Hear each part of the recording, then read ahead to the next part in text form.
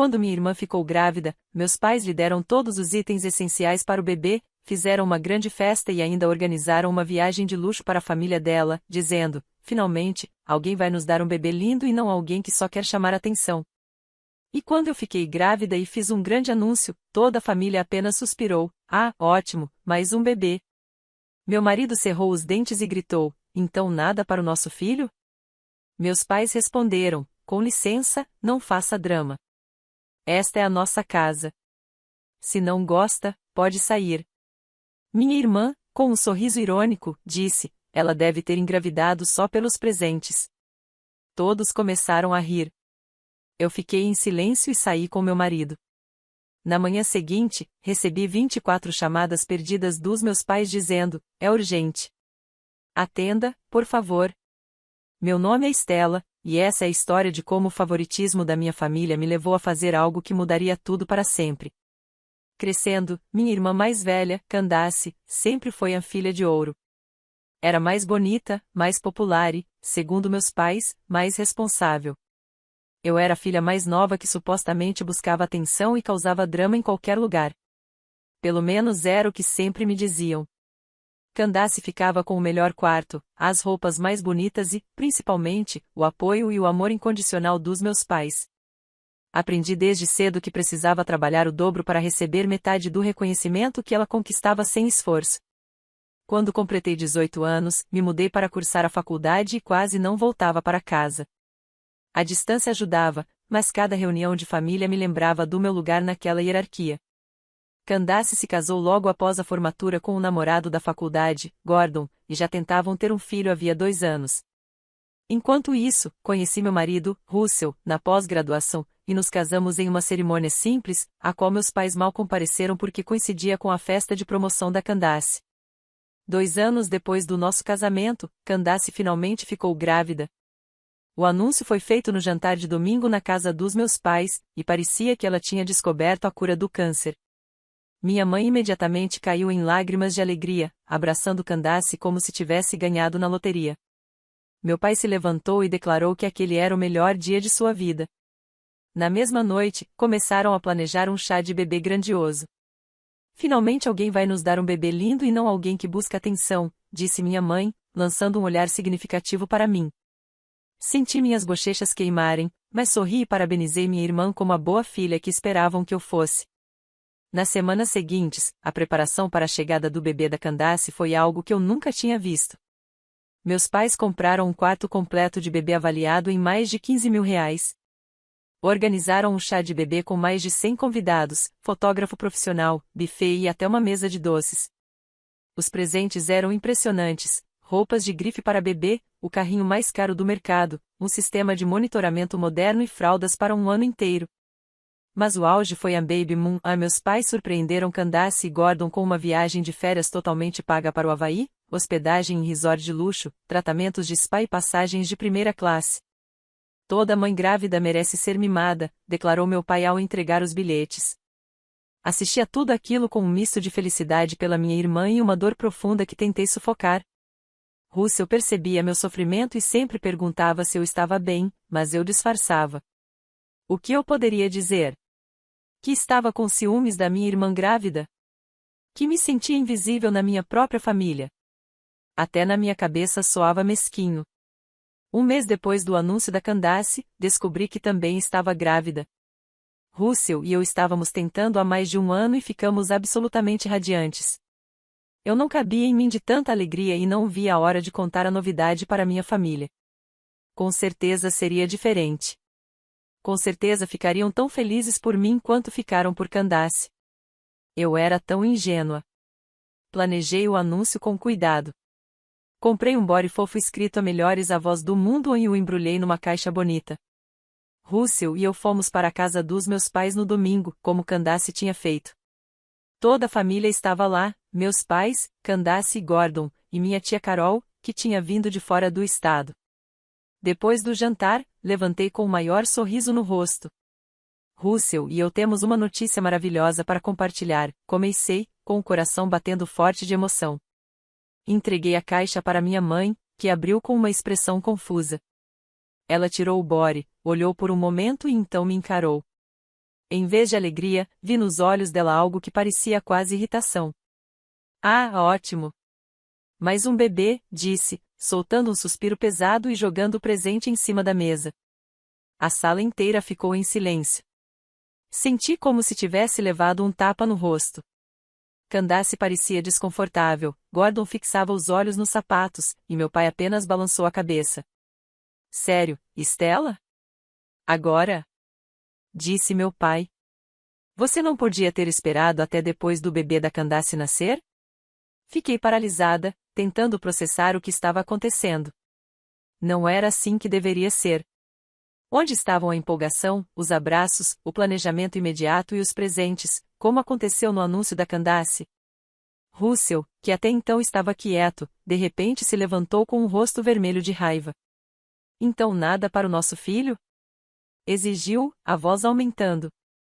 Stella também é filha de vocês. Este é o primeiro bebê dela, e é assim que vocês reagem?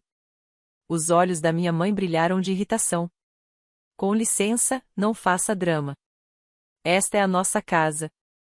Se não gosta, pode sair. Senti meu mundo desmoronar. Candace, que estava em silêncio até então, falou com um sorriso irônico. Ela deve ter engravidado só pelos presentes. Foi quando todos começaram a rir. Minha própria família ria da ideia de que eu tivesse engravidado apenas para ganhar presentes, como minha irmã havia recebido. Aquelas risadas eram como facas no meu peito. Fiquei parada ali por alguns segundos que pareceram uma eternidade. O quarto estava cheio de risadas, e eu via a diversão nos olhos deles. Minha própria família achava que eu era algum tipo de piada que só queria atenção. Não disse nada. Não consegui. Minha garganta estava fechada e as lágrimas ameaçavam cair. Virei e caminhei em direção à porta, com Russell logo atrás de mim. Ao sairmos, ouvi minha mãe gritar. Não seja tão dramática, Stella. A viagem de carro de volta foi silenciosa, exceto pelo som dos meus soluços contidos. Russell segurou minha mão, o maxilar travado de raiva. Quando chegamos em casa, ele finalmente falou, em voz baixa. Isso foi imperdoável. Não acredito que trataram você desse jeito. Chorei por horas naquela noite. Todos os anos me sentindo em segundo plano, sendo ignorada e desprezada, voltaram à tona. Mas dessa vez era diferente. Não se tratava apenas de mim. Eles haviam rejeitado meu filho ainda não nascido, nosso filho, como se fosse um incômodo. Na manhã seguinte, acordei com 24 chamadas perdidas dos meus pais. As mensagens de voz eram frenéticas. Stella, é urgente. Por favor, atenda. Aconteceu algo terrível. Precisamos que você nos ligue imediatamente. Meu coração disparou quando retornei a ligação, temendo que algo tivesse acontecido com Candace ou com o bebê. Minha mãe atendeu no primeiro toque. Stella, graças a Deus. Precisamos que você venha agora mesmo. O que houve? A Candace está bem? O bebê está bem? Candace está bem, mas temos um problema. Um grande problema. Você pode vir? Não podemos falar isso por telefone. Contra meu bom senso e os protestos de Russell, dirigi até a casa dos meus pais. Quando cheguei, encontrei-os sentados à mesa da cozinha com expressões sérias. Candace também estava lá, pálida e preocupada. Sente-se, disse meu pai, com a voz grave. Continuei de pé. O que está acontecendo? Minha mãe respirou fundo. Ontem à noite recebemos uma ligação da mãe do Gordon. Aparentemente, ele está tendo um caso há meses. Ela descobriu e contou tudo para Candace. Olhei para Candace, que encarava as próprias mãos. Sinto muito, Jace. Você está bem? Ela levantou os olhos cheios de lágrimas. Piorou. Ele estava roubando dinheiro da nossa conta conjunta para sustentar a namorada. Nossas economias acabaram. Todas elas. E ele já entrou com o pedido de divórcio. Senti uma pena genuína da minha irmã. Apesar de tudo, eu não queria que ela sofresse. Isso é horrível. Sinto muito que você esteja passando por isso, disse. Meu pai pigarreou e então falou. É o seguinte, Estela. Gastamos muito dinheiro com os preparativos para o bebê da Candace. O quarto, o chá de bebê, a viagem para o Havaí, foram mais de R$ 75.000 no total. E agora, com o Gordon indo embora e levando metade de tudo, a Candace não tem condições de criar o bebê sozinha. Fiquei olhando para ele sem entender para onde aquilo estava indo. Minha mãe entrou na conversa. Estávamos pensando se você e o Russell poderiam ajudar. Talvez ficar com algumas das coisas do bebê que compramos, já que também terão um filho. E, quem sabe, ajudar com algumas das despesas. Eu não podia acreditar no que estava ouvindo. Vocês estão me pedindo para sustentar financeiramente a Candace depois do jeito que me trataram ontem? Aquilo foi só um mal-entendido, disse minha mãe rapidamente. Ficamos surpresos, só isso. Você sabe que nós te amamos. Candace finalmente falou, com lágrimas nos olhos. Estela, eu estou com muito medo. Não sei como vou conseguir lidar com isso sozinha como mãe solteira. Mamãe e papai já estão ajudando o máximo que podem, mas com a renda fixa deles. Olhei ao redor da sala, para todos aqueles rostos cheios de expectativa. Eles queriam que eu entrasse como sempre, para salvar o dia, para ser a boa filha que resolvia os problemas de todos. Mas depois de ontem, algo dentro de mim havia mudado. Algo tinha quebrado, e eu não tinha certeza se podia ser consertado. Eu preciso de tempo para pensar sobre isso, disse finalmente. Tempo?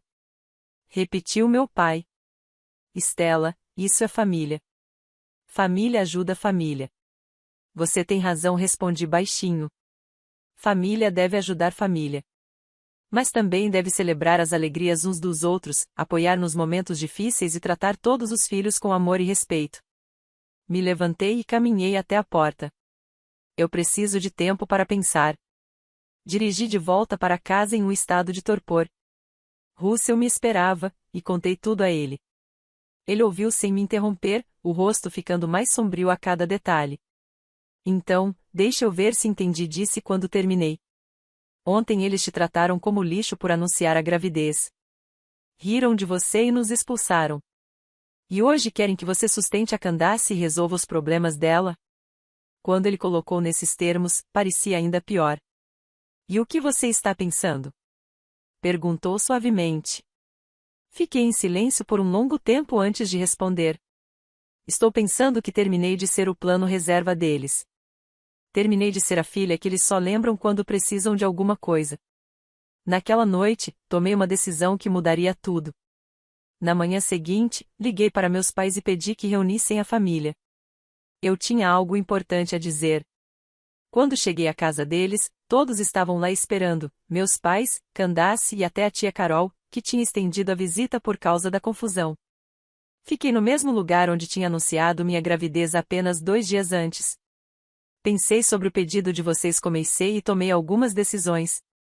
Todos se inclinaram para a frente, ansiosos.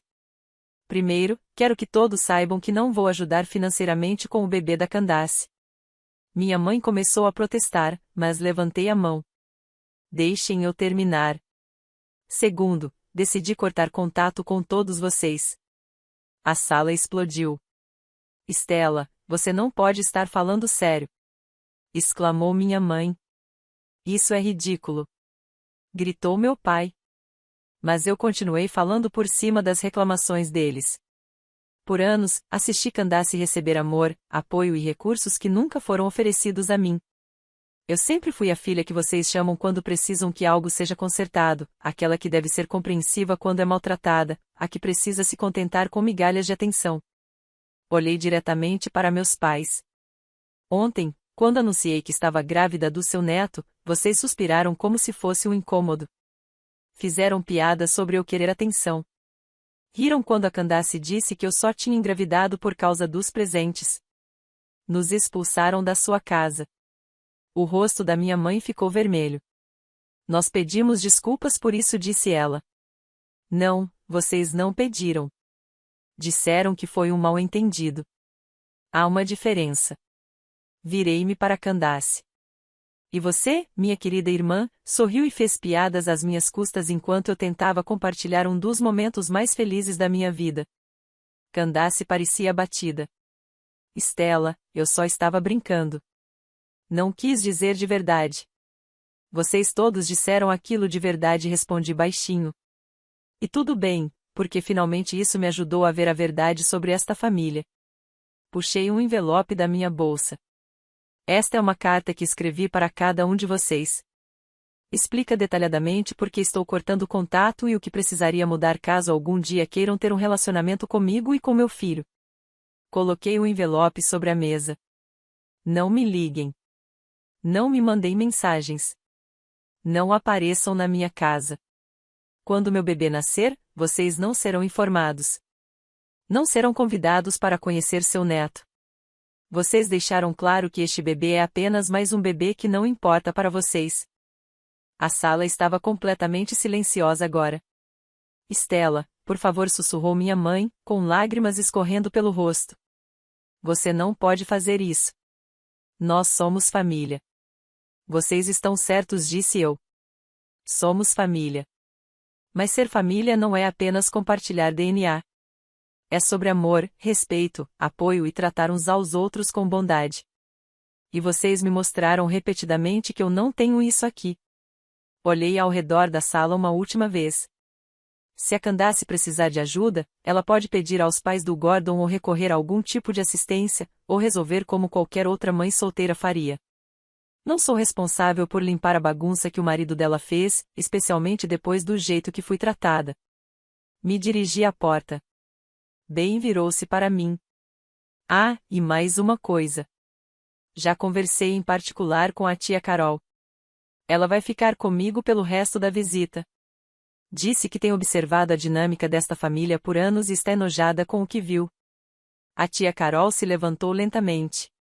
Estela está certa. Tenho visto você favorecer a Candace por décadas e fiquei quieta porque não era da minha conta. Mas o que aconteceu ontem foi cruel e imperdoável. Tenho orgulho da Estela por finalmente se posicionar. Ela se aproximou de mim. Estarei no carro em 1 minuto, querida. Enquanto saíamos, podia ouvir minha mãe soluçando e meu pai gritando sobre o quanto eu era ingrata. Candace chorava e implorava para que eu reconsiderasse, mas eu me sentia mais leve do que me sentia há anos. Os meses seguintes foram desafiadores e libertadores.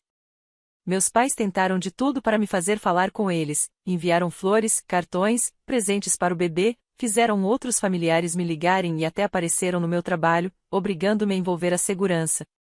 Candace ligava de números diferentes, às vezes chorando, às vezes com raiva, às vezes implorando. Ela dizia que Gordon havia saído temporariamente depois de uma briga, deixando-a assustada e sozinha. Agora ela estava na casa dos meus pais, com problemas financeiros, precisando de ajuda com contas médicas, despesas do bebê, tudo. Eu sentia pena da situação dela, mas permaneci firme. Isso não era minha responsabilidade e não permitiria que a culpa me manipulasse a voltar para uma dinâmica tóxica. O assédio aumentou quando eu estava com cerca de 4 meses de gravidez. Minha mãe começou a aparecer em lugares onde sabia que eu estaria, no supermercado que sempre frequentava, na cafeteria perto do meu trabalho. Ela se aproximava publicamente, fazendo súplicas emocionais. Por favor, Estela gritava alto o suficiente para todos ouvirem. Eu só quero fazer parte da vida do meu neto. Como você pode ser tão cruel? Outros clientes olhavam, julgando claramente, e eu me sentia humilhada e estressada, o que não era bom para o bebê. Tive que começar a ir a outros mercados e mudar minha rotina. Russell estava furioso. Isso é assédio, disse ele. Devíamos pedir uma ordem de restrição. Considerei, mas algo me impediu.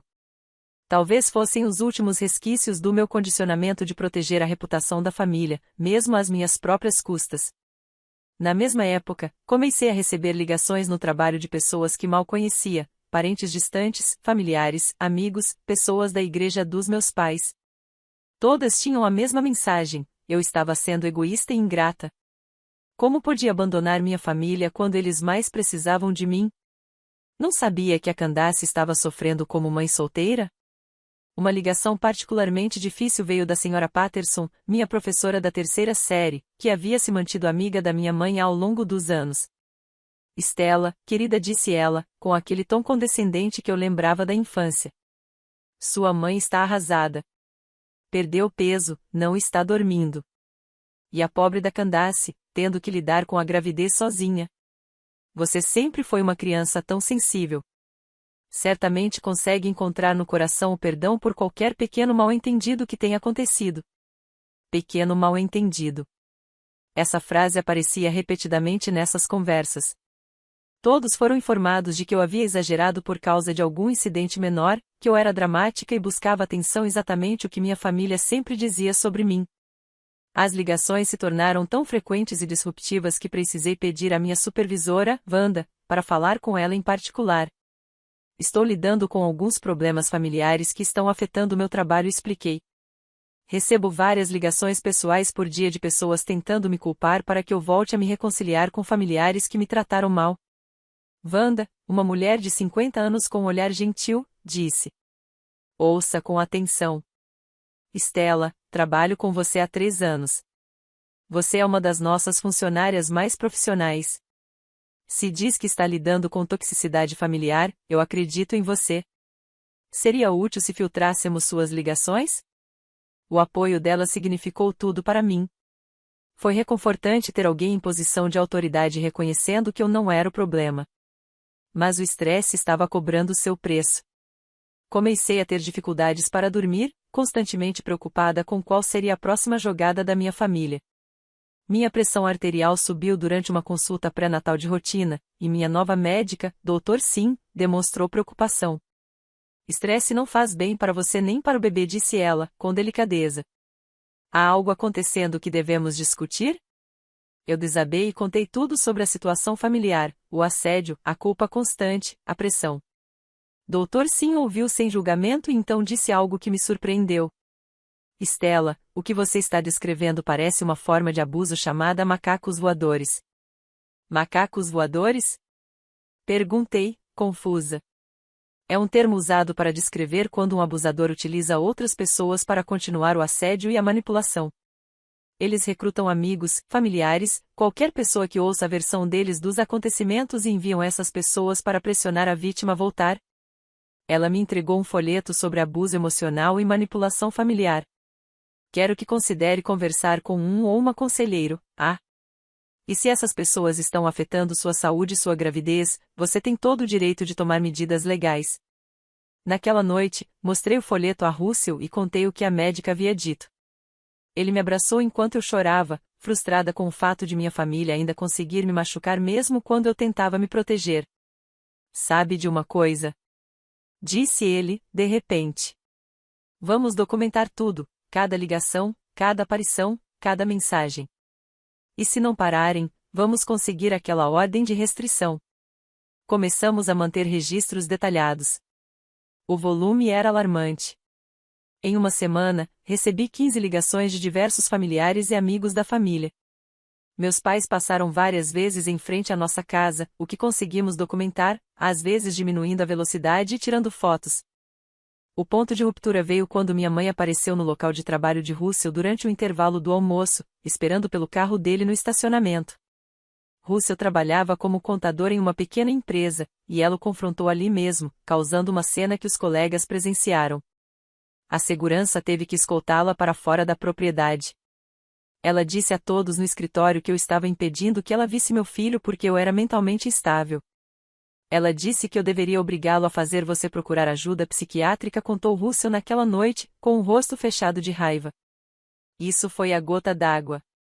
No dia seguinte, entramos com uma ordem de restrição contra meus pais, Candace e qualquer outro familiar agindo em nome deles. A audiência no tribunal foi surreal. Meus pais apareceram vestidos como se estivessem indo a um funeral, minha mãe segurando lenços e parecendo frágil. Eles trouxeram testemunhas de caráter, pessoas da igreja, amigos de longa data, todas preparadas para depor sobre como eram maravilhosos e como eu estava sendo irracional.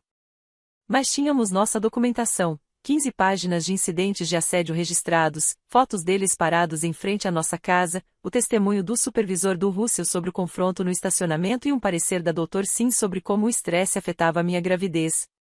A juíza, uma mulher mais velha com um olhar penetrante, ouviu ambos os lados. Quando minha mãe começou a chorar e afirmar que só queria amar seu neto, a expressão da juíza permaneceu neutra. Senhora Thompson, disse a juíza para minha mãe, amor não inclui assédio, perseguição e interrupção no local de trabalho. As provas apresentadas mostram um padrão claro de comportamento projetado para forçar contato por meio de intimidação e manipulação emocional. A ordem de restrição foi concedida por 6 meses, com possibilidade de extensão. Meus pais não poderiam ter nenhum contato comigo, com Russell ou com nossa propriedade. Não poderiam se aproximar a menos de 150 metros da nossa casa, dos nossos locais de trabalho ou de qualquer instalação médica que eu frequentasse. Ao sairmos do tribunal, minha mãe gritou: "Você vai se arrepender disso, Stella. Quando precisar da gente, não estaremos mais aqui." A ironia não passou despercebida por mim. Eles nunca estiveram lá quando eu precisei, de qualquer forma. A ordem de restrição trouxe um alívio imediato, mas também algo que eu não esperava: o julgamento de pessoas que não conheciam toda a história. Alguns membros da família do Russell começaram a me tratar de maneira diferente. Sua tia Marta fazia comentários indiretos sobre como as famílias deveriam permanecer unidas e como as crianças hoje em dia não respeitam os mais velhos. Seu primo Jake dizia abertamente que achava que eu estava exagerando. "Ah, Stella", disse Jake em um churrasco de família, "eles são seus pais. Qual seria a real gravidade disso?" Percebi que pessoas que cresceram em famílias funcionais simplesmente não conseguiam compreender o nível de disfunção que eu havia vivido. Para elas, pais eram confiáveis por natureza, família era segura por definição e qualquer problema poderia ser resolvido com comunicação e perdão. Mas Russell cortou esses comentários imediatamente. "Você não sabe do que está falando, Jake. A família da Stella a tratou terrivelmente por anos e depois a assediou a ponto de prejudicar a saúde dela e do nosso bebê. Fizemos o que era necessário para proteger nossa família." Eu era grata pelo apoio dele, mas o julgamento ainda doía. Fazia-me questionar novamente: estaria sendo dura demais? Estaria exagerando? A doutora aqui me ajudou a trabalhar essas dúvidas. "Stella, o fato de você estar se questionando mostra o quão profundamente a manipulação foi enraizada.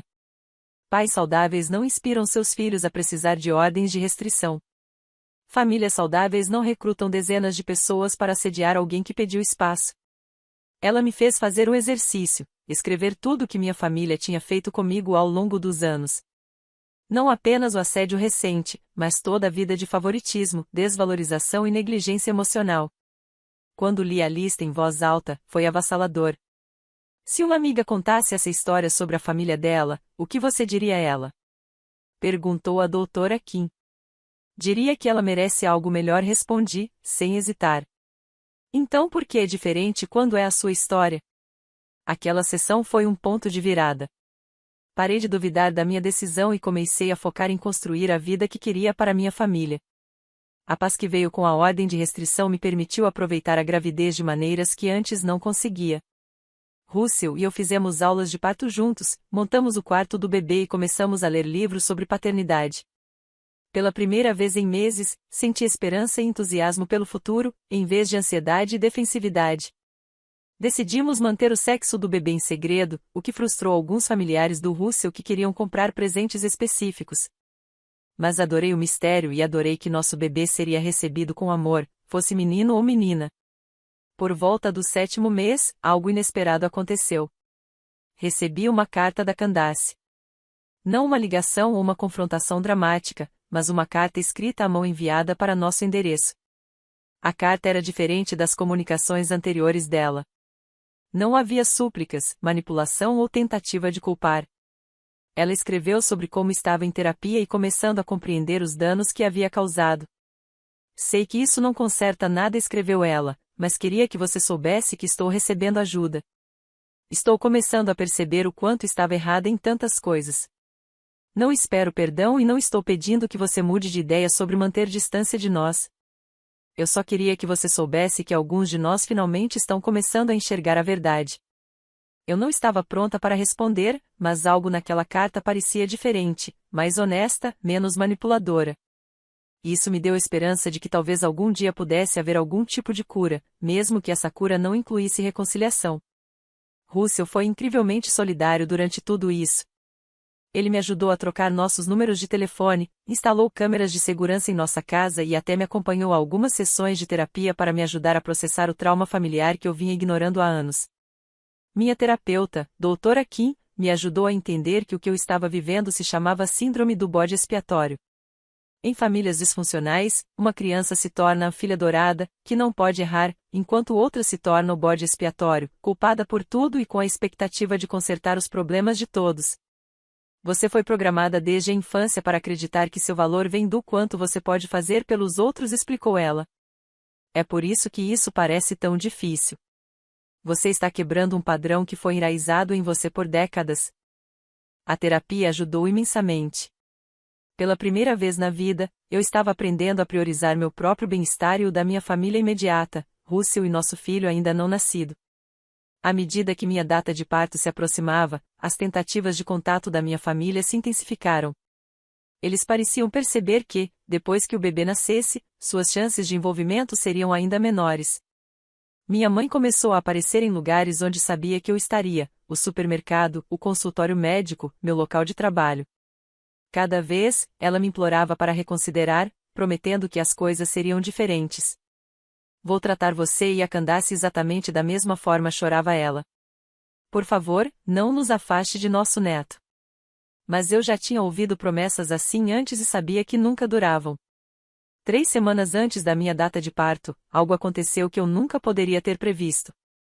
Eu estava em casa dobrando roupas de bebê, aproveitando uma manhã tranquila de sábado, quando Russell atendeu a uma batida na porta. Ouvi ele conversando com alguém e, depois, chamando meu nome. Stella, tem alguém aqui para te ver. É o Gordon. Gordon, o marido da Candace. Fiquei confusa, mas curiosa o suficiente para ver o que ele queria. Ele estava na nossa sala parecendo péssimo, havia perdido peso, suas roupas estavam amassadas e parecia não ter dormido há dias. Stella, preciso falar com você, disse-lhe com urgência. É sobre a Candace e seus pais. Eu não quero me envolver no seu drama, Gordon. Por favor, apenas ouça. Há coisas que você não sabe. Coisas sobre por que seus pais te tratam de maneira diferente. Algo na voz dele me fez pausar. Russell fez um gesto para que ele se sentasse. Do que você está falando? Perguntei. Gordon respirou fundo. Quando Candace e eu tivemos problemas no casamento no ano passado, ela passou muito tempo na casa dos seus pais. Uma noite fui buscá-la e acabei ouvindo uma conversa entre ela e sua mãe. Eles não sabiam que eu estava lá. Ele parecia desconfortável. Elas estavam falando sobre você, sobre por que seus pais sempre favoreceram a Candace. Sua mãe estava explicando para Candace que precisava manter sua posição como favorita. Por quê? Por que o quê, Gordon? Interrompi. Porque você não é filha biológica do seu pai. A sala ficou completamente em silêncio. Senti como se todo o ar tivesse sido sugado dos meus pulmões. O que você disse? Sua mãe teve um caso quando você foi concebida. Seu pai descobriu quando você tinha cerca de 2 anos, mas decidiram permanecer juntos. No entanto, ele nunca conseguiu olhar para você da mesma forma. E sua mãe compensa favorecendo a Candace para manter seu pai feliz. Fitei-o, tentando processar o que estava ouvindo. Isso não pode ser verdade. A Candace sabe. Ela sabe há anos. É por isso que ela nunca se sentiu culpada pelo favoritismo. Ela acha que merece porque é a filha real. Russell estendeu a mão e segurou a minha. Eu estava tremendo. Por que você está me contando isso? Sussurrei. A expressão de Gordon se desfez. Porque eu não sou a pessoa que eles pintaram. A Candace tem mentido sobre tudo, nossos problemas no casamento, questões financeiras, tudo. O quê? Ela planejou isso por meses. Queria engravidar, receber todos os presentes e o dinheiro dos seus pais e, em seguida, se fazer de vítima para conseguir ainda mais apoio. Ela estava criando provas falsas e movimentando dinheiro para fazer parecer que eu estava roubando dela. Senti-me mal. Por que ela faria isso? Porque ela está apavorada de que, quando você tiver um bebê, seus pais possam começar a prestar atenção em você em vez dela. Ela queria garantir que continuaria sendo o centro das atenções e a única a receber apoio. Ele pegou o celular. Tenho gravações dela admitindo tudo isso. Ela estava ao telefone com a amiga Sarah um dia, achando que eu estava no banho, e se gabava de como havia manipulado toda a situação. Com as mãos trêmulas, peguei o celular e ouvi a gravação. A voz da Candace estava clara e inconfundível. Stella realmente achou que mãe e pai a tratariam igual a mim. É patético. Ela nem faz ideia de que nem é filha biológica do pai. Eu vou garantir que ela nunca receba o apoio que eu recebo. Quando tudo isso acabar, ela estará completamente excluída e eu terei tudo. Entreguei o celular de volta, sentindo náusea. Tem mais, continuou Gordon. Ela está planejando pegar todos os presentes de bebê que seus pais compraram e vender online. Ela nem está mais grávida. Como assim? Perguntei, incrédula. Ela teve um aborto espontâneo há 3 semanas, mas não contou para ninguém. Desde então, ela vem fingindo a gravidez, planejando simular um aborto tardio ou alegar que o bebê morreu durante o parto. Assim, ela manteria toda a simpatia e o dinheiro, enquanto venderia os presentes caros. A sala girava. Eu não conseguia acreditar no que estava ouvindo.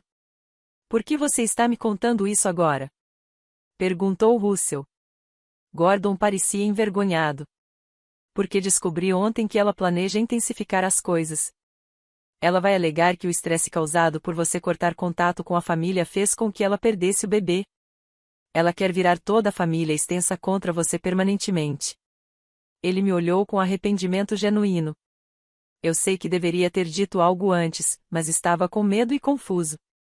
A Candace não está bem, Stella. As coisas que ela diz sobre você, os planos que faz, é perturbador. Eu não podia mais fazer parte disso.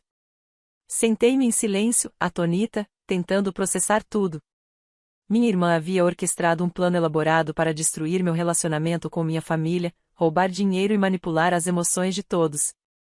E fez tudo isso sabendo que eu não era filha biológica do meu pai, informação que poderia ter explicado tanto sobre minha infância. Preciso pensar, disse, finalmente. Gordon assentiu. Entendo. Mas, Stella, você precisa saber, decidi ir até seus pais com todas essas informações e sugerir que a Candace busque ajuda profissional. Eles merecem saber o que ela tem feito. Depois que ele foi embora, sentei-me com Russell por horas, conversando sobre tudo que descobrimos. A traição era mais profunda do que eu jamais imaginara, mas, de certa forma, trouxe clareza. O que você vai fazer? Perguntou Russell. Pensei muito. Vou deixar que o Gordon lide com isso, mas não vou mudar minha decisão de manter o corte de contato. Pelo contrário, isso só confirma que eu estava certa em proteger a mim mesma e nosso bebê dessa toxicidade. 2 dias depois, foi o caos total. Gordon foi à casa dos meus pais e tocou a gravação para eles. Também trouxe provas da enganação da Candace sobre o aborto e evidências da manipulação financeira dela. Meu telefone começou a tocar sem parar. Meus pais estavam devastados, humilhados e furiosos, mas não comigo desta vez. Finalmente, eles estavam vendo a Candace como ela realmente era. A Candace, encurralada e exposta, teve um colapso completo. Foi internada para avaliação após ameaçar se machucar quando confrontada com as evidências. Meus pais imploraram para me ver.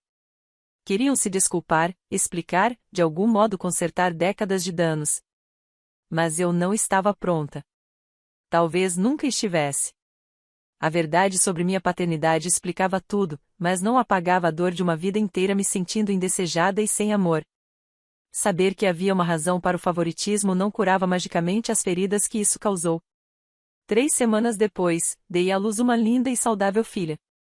Chamamos de Lily Rose, e ela era absolutamente perfeita. Russell e eu estávamos nas nuvens de felicidade, e pela primeira vez em meses, não pensávamos em drama familiar, até os presentes começarem a chegar. Todos os dias, pacotes eram entregues em nossa casa. Roupas de bebê caras, brinquedos, móveis. Claramente, meus pais estavam tentando compensar tudo o que me fizeram passar. Cada pacote vinha com uma cartinha implorando para que eu deixasse que conhecessem sua neta. Doei tudo para um abrigo local de mulheres. A tia Carol, que havia decidido se mudar para nossa cidade para ficar mais próxima de mim, foi a única familiar que permiti conhecer Lily. Lily, ela chorou ao segurá-la nos braços, dizendo o quanto se orgulhava da mulher que eu me tornará. Seu verdadeiro pai também teria se orgulhado, sabia? Descobri que a tia Carol já sabia sobre minha paternidade desde o começo. Ela fora confidente da minha mãe naquele período difícil anos atrás. Quem ele era? Perguntei. Um bom homem. Ele morreu em um acidente de carro quando você tinha 5 anos. Sua mãe nunca contou sobre você porque estava tentando salvar o casamento. Saber sobre meu pai biológico trouxe uma mistura de tristeza e alívio. Lamentei a relação que nunca tive, mas também senti liberdade diante da confusão de nunca ter me sentido realmente aceita pelo homem que eu chamava de pai. 6 meses depois do nascimento de Lily, Candace recebeu alta. Ela aparentemente havia sido diagnosticada com diversos transtornos de personalidade e estava em tratamento. Escreveu-me uma longa carta pedindo desculpas por tudo que havia feito, mas eu não respondi. Algumas desculpas chegam tarde demais. Meus pais continuaram tentando contato, mas eu mantive meus limites. Doutora que me ajudou a entender que perdoar não significa reconciliar-se e que eu podia deixar a raiva ir embora sem permitir que eles voltassem à minha vida. À medida que Lily crescia, encontrei paz na minha pequena, mas amorosa família. Russell era um pai incrível. A tia Carol assumiu o papel de avó presente, e eu construí fortes amizades com outras mães da vizinhança. A família em que nasci havia sido disfuncional e tóxica. Mas a família que escolhi estava cheia de amor, respeito e cuidado genuíno. Minha filha cresceria sabendo que era desejada, valorizada e celebrada tudo o que eu sempre quis quando criança. Às vezes, as pessoas me perguntam se me arrependo de ter cortado contato com minha família. Elas apontam que meus pais também foram vítimas da manipulação da Candace, que talvez estejam realmente arrependidos agora. Mas aprendi que estar arrependido e ser confiável são duas coisas diferentes. O padrão de favoritismo e negligência emocional não começou com os esquemas da Candace. Começou quando eu era uma criança e meu pai descobriu que eu não era sua filha biológica. Candace apenas explorou uma dinâmica que já existia. Não desejo mal a eles e espero que tenham encontrado paz e cura. Mas eu também encontrei paz e cura, e isso veio de colocar meu próprio bem-estar e o da minha filha em primeiro lugar. A garotinha que antes desesperadamente buscava a aprovação da família cresceu e se tornou uma mulher que percebeu que era digna de amor exatamente como era, sem precisar da permissão de ninguém para acreditar nisso. Hoje, enquanto escrevo, Lily está dando seus primeiros passos, e Russell e eu estamos esperando nosso segundo filho. Nossa casa está cheia de risadas, amor e do tipo de aceitação incondicional com que sempre sonhei. Às vezes, a melhor vingança não é se vingar. É construir uma vida melhor do que aquela que as pessoas tentam limitar você a ter. E, às vezes, afastar-se da toxicidade não é desistir da família. É, finalmente, colocar a família certa no lugar que ela merece.